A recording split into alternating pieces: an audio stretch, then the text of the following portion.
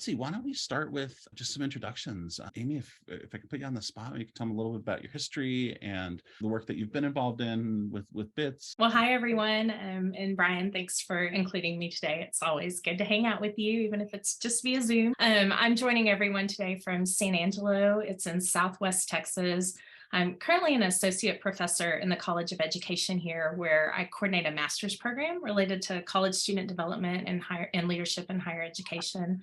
I know we have some K-12 partners in the group, and so I also work with within our department with our school counselors, our principals, our superintendent candidates related to legal and ethical issues, teach the law course on occasion. Prior to being here at Angelo State and joining the faculty, I was the Dean of Students at Texas Tech University. That's why Brian was making fun of our feral cat population, which of all the things he could pick, I guess that's fine. At Texas Tech, I was the Dean of Students there. I chaired our behavioral intervention team, or our care team. It was during that time period that I met Brian. I have about 15 years of student affairs experience in a variety of capacities, and met Brian at Texas Tech and partnering with him to really advance our team's work toward more research-based and recommended practices. And since that time, we've formed a really good writing and presentation partnership, I guess, and have written some books together and enjoy getting to jump on and talk particularly about the topic today. I mean, threat assessment teams and behavioral intervention care teams, really, they have my heart. I believe in the work of these teams. I appreciate how hard the work can be. And I know the value of settings like this, or little gatherings like this, where we can come together to support one another in, continuous improvement and growth. So look forward to the next few minutes with you. So thanks for having me. So I think most of you know me, Brian Van Brunt, been previously doing work with NBITA. I was their president, one of the founding members, wrote a lot of their threat assessment tools, and moved over from there to SCN, Secure Community Network, and did some work in the security space to protect the Jewish federations related to instructional design. So training law enforcement officers how to use PowerPoint, which is just as hard as you might imagine it to be. From there, I went back into full-time consulting. So we're back doing this. We'll talk a little bit about some of the options we have to offer through DPREP, and very excited to be doing some work with you all, and glad to have you here in this free series. I will take another moment to just brag on Amy. She is hands down one of the smartest people I have met, and has this way of thinking around systems and rubrics and analysis of complicated ideas. So she was always my first pick on this program when we're looking at systems issues. And I should say this too, this program has sort of a blend that I think we're getting some folks who are very curious about BIT and threat assessment as a general concept. And we'll ground this briefly in the beginning around that and point you towards some resources. And then we'll do a slightly deeper dive into the idea of how do BIT, care, student of concern, kind of these teams intersect with threat assessment, and what are some of our ideas in that area. And then we'll have a great, robust conversation about these topics, maybe lions, maybe feral cats. It'll be a feline afternoon. And we're not against dogs either, so we could work them in too. If someone's not able to be here, just to let you know about our series, we offer these every month on different topics. And after they're done, we put up the recording of the content section of it, and then we turn off the recording for the conversation. So just to kind of respect people's privacy. Those are being posted currently on our website, although we are trying to get our YouTube channel up and running a little more. So if anyone there would be kind enough to subscribe, I think we can put our YouTube channel in the chat. And there should be a number of resources available for you on the site where you signed up for. This would be the DarkFox series, so it's on the DarkFoxDen site. We'll put that in the chat for you as well. We're also putting those resources on the Eventbrite as well. So if you have any trouble finding those, just let us know. We'll mention some of these as we move forward and as we go. That'll be a good rubric. Indeed, right? I'm going to give you like a name. You'd be the Queen of Rubrics or something. I mean, it's Dr. Contagion with Lisa. Such pressure. I know. Let me just put us up front a little bit here. We're there. Good. Okay, cool. So here's Amy at San Angelo. The last picture, I can't remember what it was, Amy, but it wasn't as it was downtown. It was very attractive. So thanks for throwing some trees in.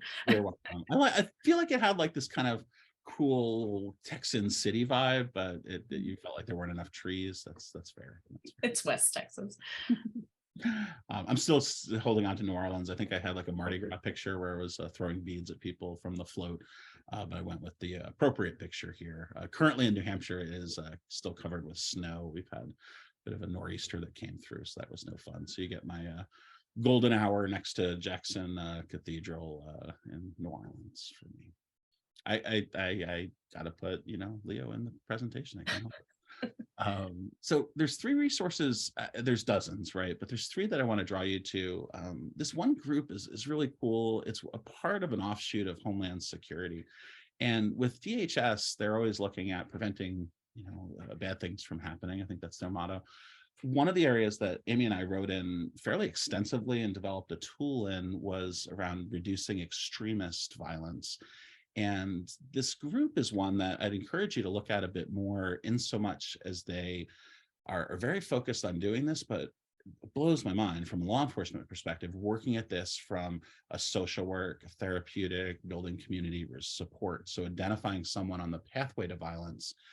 And instead of merely looking at the threat assessment process, they're also looking at how do we build up social supports. And the program's called Prevention Programs and Partnerships, or Triple P, under DHS. So great program, and some papers as well here. But for them, they highlight for us, Amy, I think the three things when we talk about threat assessment, student of concern teams, care and bit teams, it always comes back to these three concepts. Do you want to highlight them for us, if you don't mind?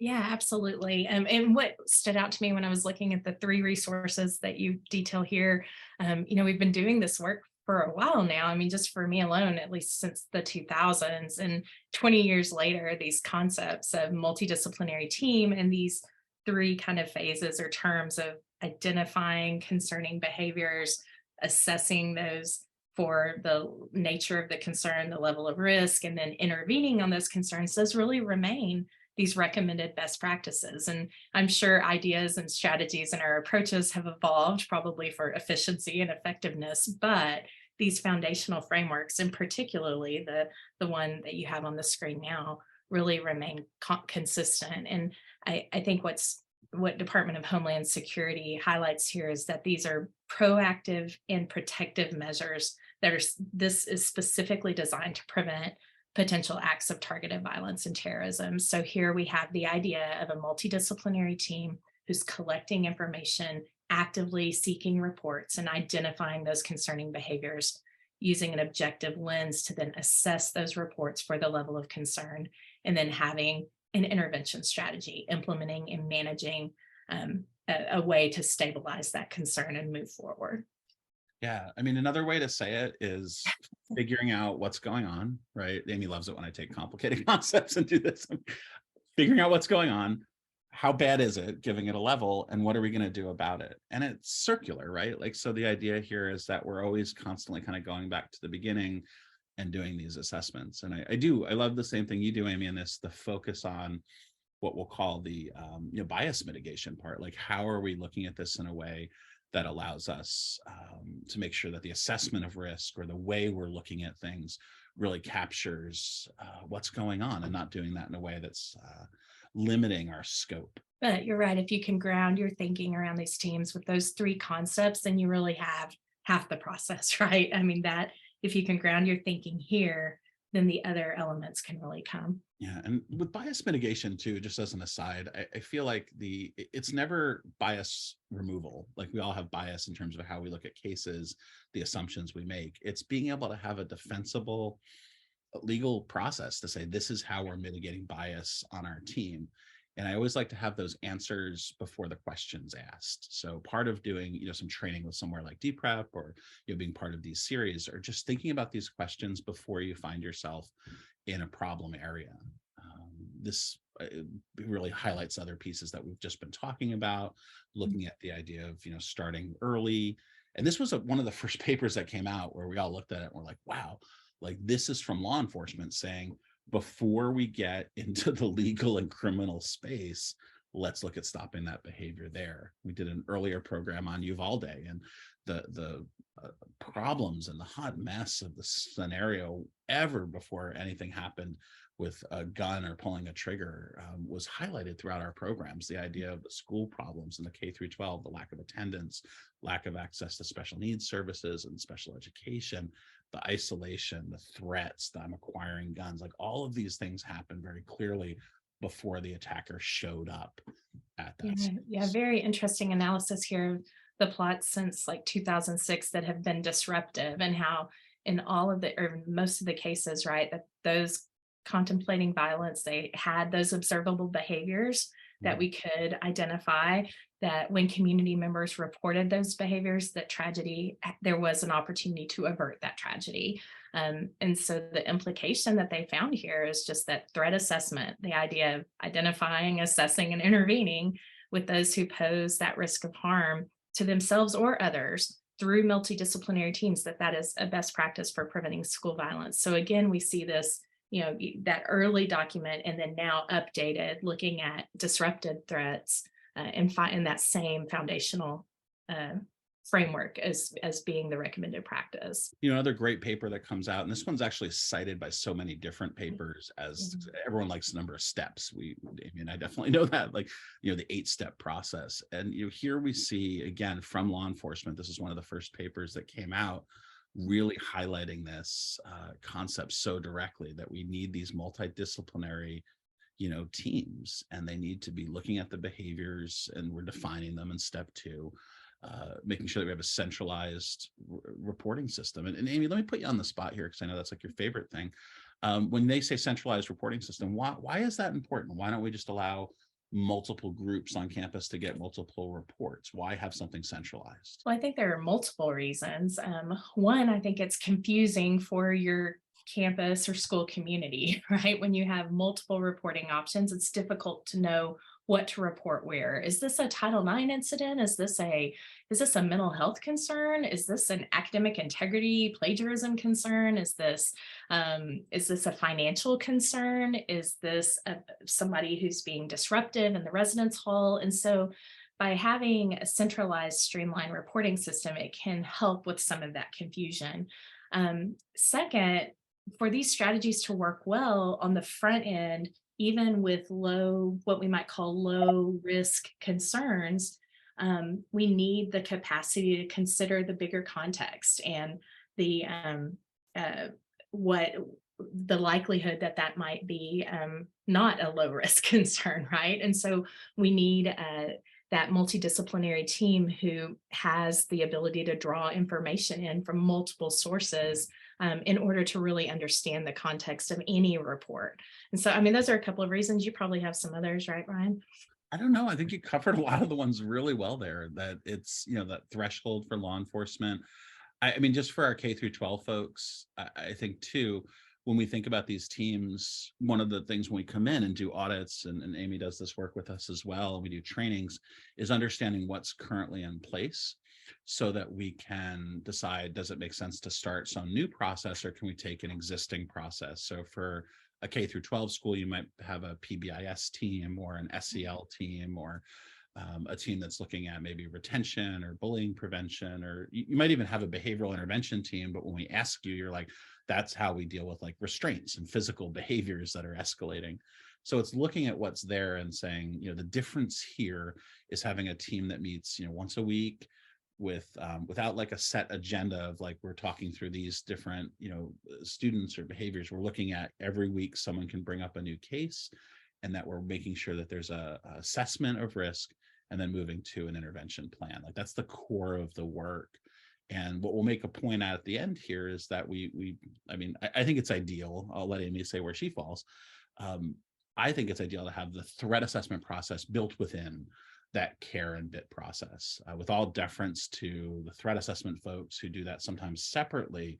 When it's separate, there's just a number of pitfalls that I think exist. So if you have to separate it, like bit and care over here and super bad threat is over here, there's some things that we're going to teach you today that are just essential that you have in place to make sure that you're not going to get sued, or more importantly, have a big miss one way or another. So yeah, I think that's great.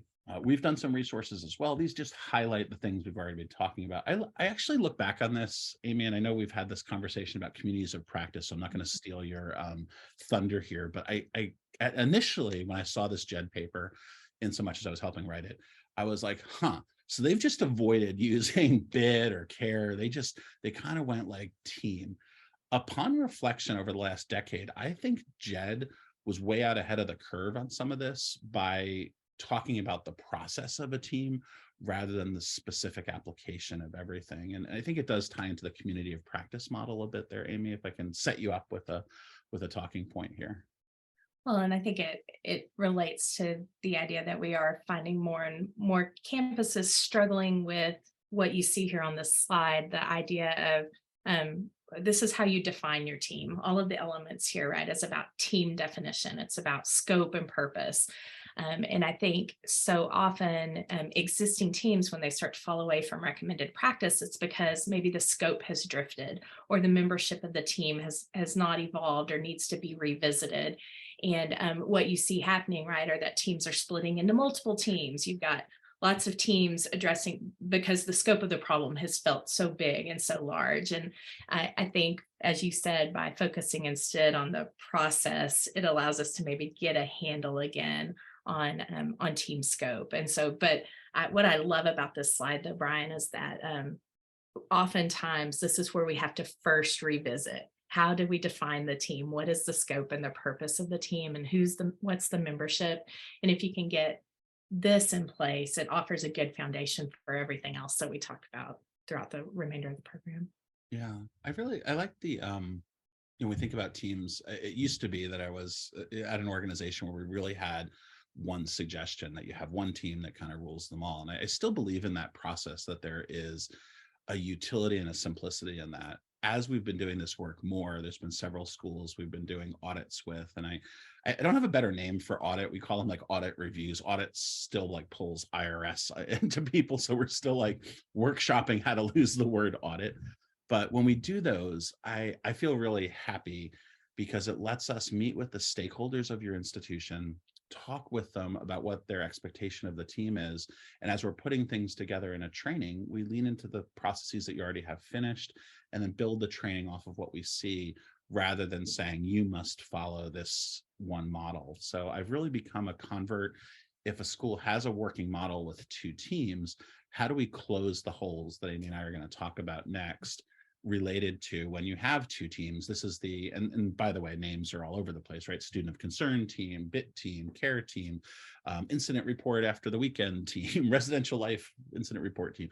We have all these different groups, and then they move up to the next level of concern. What are some common danger areas that we can look at and talk through? These are just some quotes from some books that I've put together, making sure that we have these. This is a best practice. We've been saying this for decades. Mary Ellen O'Toole, a friend of mine and contributor to this book as well, would often, she was on Columbine and the Red Lake Massacre and many of these attacks that we go back on. And every time there's a new attack, we used to have these calls where it was just like, what could we possibly do to stop school violence? And we're like, well, you said it back here. And it really, to your point, Amy, hasn't changed all that much. Like, these are not concepts that are brand new. Now, they might be new to you or some of the people on the call, but the idea of having a multidisciplinary team, meeting frequently, having conversations about at-risk behaviors, creating an assessment of risk, and then building that towards an intervention plan, a mitigation of threat or risk plan, is essentially what we do. And many people do this well informally. That's great. We love, people doing good work. How do we formalize it so that it reduces bias, so that you're not running into problems there? And how do we formalize it so you can document things well and create some legal defensibility? So we came up with this checklist of sorts that I think covers some of the basic team functions. And I thought we could spend just a couple minutes on this and then get into some more of the details. This should be as one of the handouts available for you. But there's a couple up here. I don't know if you want to take a first swing at this one, Amy.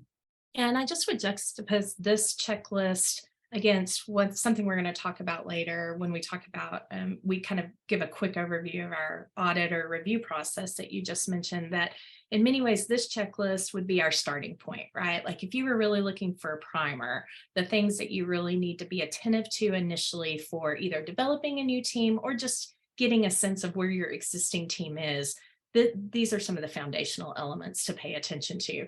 Later, you'll see that these broaden out into really, for us, like 25 recommended practices that we would dig into in more detail. And so here on the screen, we've already talked a bit about this, that idea of team definition, which encompasses everything from the scope, who you are serving. Is it just students? Is it faculty? Is it staff? Is it other community members? Your membership, is that a membership that all attend every single meeting, or do you have levels of membership, some that you bring in as needed, meeting frequency, who's leading the team? So this idea of defining the team is that it helps us to then move forward with some of these other elements. The reporting process, we've already talked a little bit about the need for that centralized reporting piece, but you'll notice here connected to an intentional and strategic advertising and marketing and communication plan so that you are actively seeking reports. And then third, starting to shift toward how does the team actually work? What are our operations? And here we have a policy and procedure manual and specific team procedures that we utilize for any incident or any case that comes before the team. Yeah, and if I have like 3 quick highlights, just lessons learned, team definition, you don't have to do everything. So if you're going to have your scope defined to a certain population or group, that's fine. I think our responsibility then is then making sure that someone is dealing with faculty and staff, incoming students, recently students who've left campus or graduated. The reporting process, common problems I see here is we get someone filling out and setting up a form, but they'll do something like locking the form and you can't fill it out unless you put in your faculty or staff ID. And I often give the example of like, well, if there's a fire at your institution, would you want only the people who pull the fire alarm to have to put in their ID first? So in policy and procedures, it's the bugaboo of this work. We have a great template that we use as part of our audit process that we give to you. We work you through that in a lot of detail, but having a good policy and procedure manual is essential. And to further this, focusing on prevention, just like the government organizations were saying, having options for assessment, making sure that we understand how assessment, triage, and violence risk assessments worked in, and then just the importance of mitigating bias. And, Amy, this plays out in 2 ways, right? In terms of the contextual gathering of information, that's super important, making sure that we're not missing things to gather upon assessment, but it's equally as important on the intervention side to make sure that our interventions are culturally informed. And also beyond culture, like around neurodiversity, making sure that our interventions are landing, especially with marginalized populations. Yeah, absolutely. And you see that here as the checklist continues with culturally competent interventions being a piece that we would consider. How are we ensuring that those interventions are matched appropriately with not just the level of concern, but also the individual as well. That we have a training schedule, that we're not just kind of willy-nilly deciding on the development, or I don't know where no, great, willy-nilly. Sorry. I love it. We're not just deciding randomly that we need a quick training on how to respond to suicidal concerns. Instead, we have a training schedule and plan where monthly we have a plan for how as a team we will work together to grow and develop. Supervision and guidance. This is a big one for me as a former chair of a team, that as the team leader, it's not just about rolling in and running those meetings, right? And it's not just about behind the scenes handling the day-to-day operations of the team. It's also about providing guidance and supervision to those on the team. And I know people kind of see that term supervision, and a lot of you as chairs may be thinking, well, wait, I don't have direct supervisory capacity over these individuals. They're supervised by someone else in our organization. Within the capacity of that team, it's so important that you're talking with those individuals and helping them to grow and develop related to their roles on the team. And that's absolutely appropriate from a leadership perspective. And then that you have a continuous audit process. So again, this would be our basic checklist of places to start, that you're thinking about continuous development, you're seeing how your team's doing, across this initial development checklist. And then we would grow and expand this from here. This our new, we just launched this. If anyone saw us on LinkedIn, or we're kind of blasting it out here through all the emails, but we're really launching a 4-stage process for teams, where we begin with an audit and review and include in that audit and review 2 different Zoom calls where we actually work with fixing the things that we've identified. There's probably a better way of saying that, like a student affairsy way, like how do we help improve the areas that have been identified needing improvement, something like that. Then we do a training. I really do believe in these kind of 1-day training processes on threat assessment, on effective interventions. And the part I'm really excited about, and we have a couple teams doing this currently, head in this direction, is really building out like a certification to say that the team is certified, has gone through this. And that last piece of it really is running through 5 different cases, either in person or virtually, with our subject matter experts, and giving you a case and seeing how your team would work through it. And I think that training is a really neat way to do it.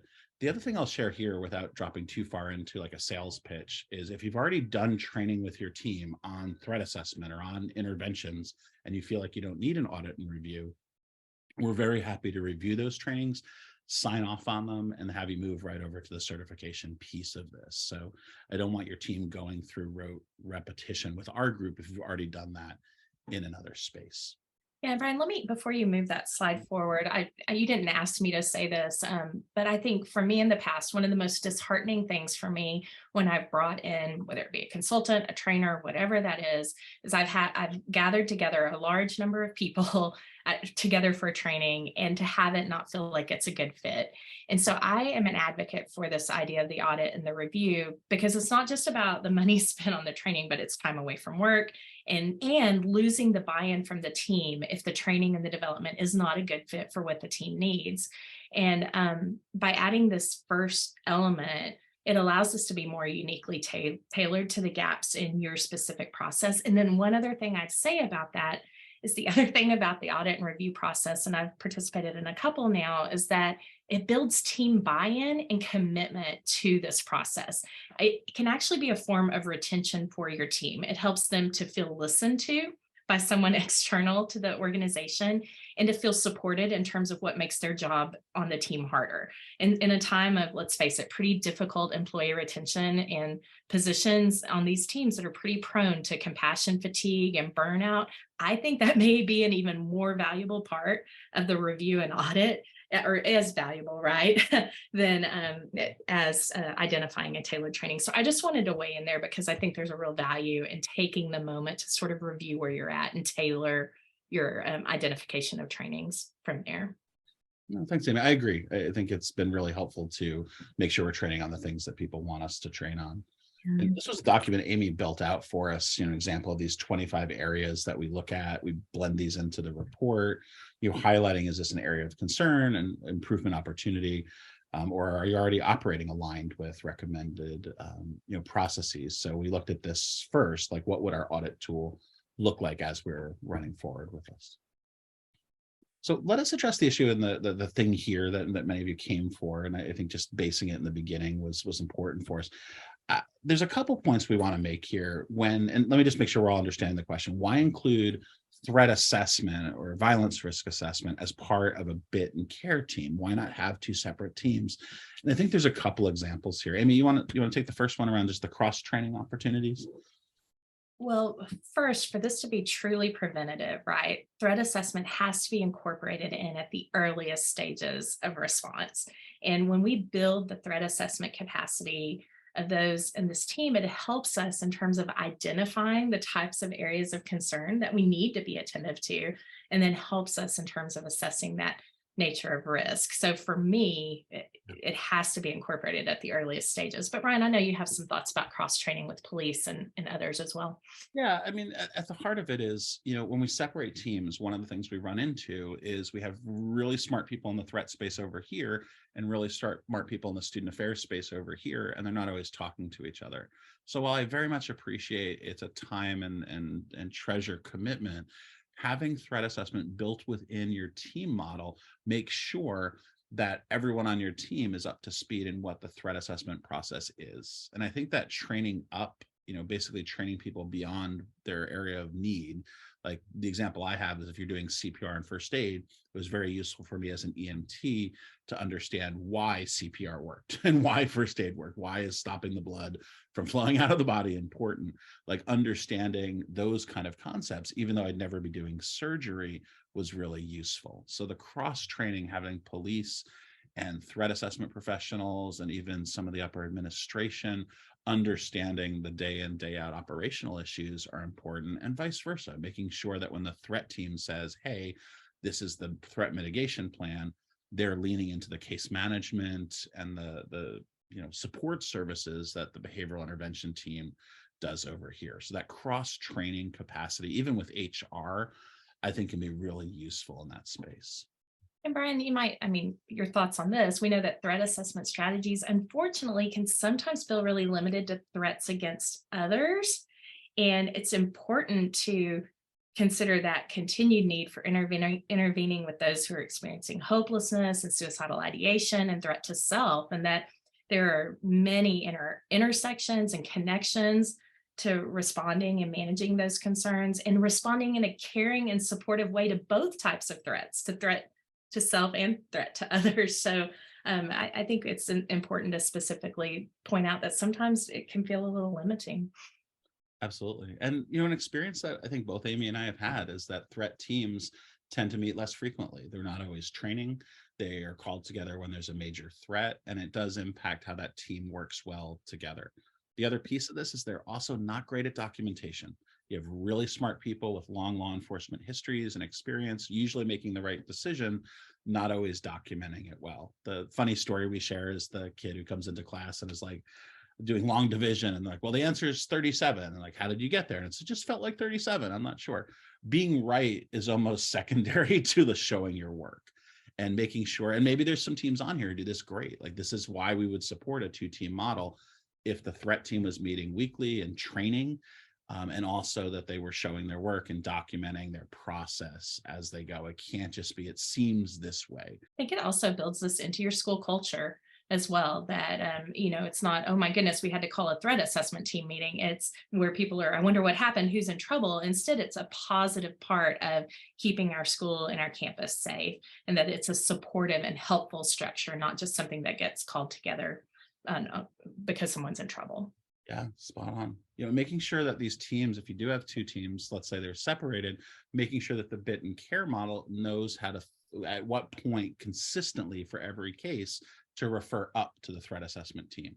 The other thing I wonder about the referring up is that the only way threats get to the threat assessment teams? They have to go through the bit and care process first.